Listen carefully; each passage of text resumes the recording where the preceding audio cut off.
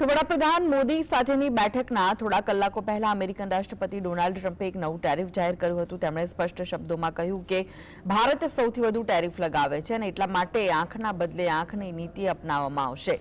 ભારત દુનિયાના સૌથી વધુ ટેરિફ લગાવનારા દેશોમાંથી એક છે। રેસિપ્રોકલ ટેરિફની જાહેરાત કર્યા બાદ ટ્રમ્પે કહ્યું કે પરંપરાગત રીતે ભારત આ બાબતમાં ટોચ પર છે। કેટલાક નાના દેશો છે જે ખરેખર આનાથી વધુ છે, પરંતુ ભારતે ઘણા બધા ટેરિફ લગાવ્યા છે।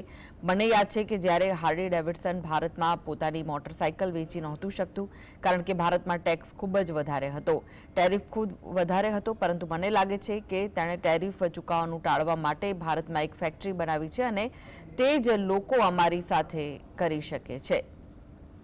તેઓ અહીં એક પ્લાન્ટ અથવા અહીં જે પણ હોઈ શકે તે બનાવી શકે છે અને તેમાં તબીબી, કાર, ચિપ્સ અને સેમિકન્ડક્ટર સામેલ છે।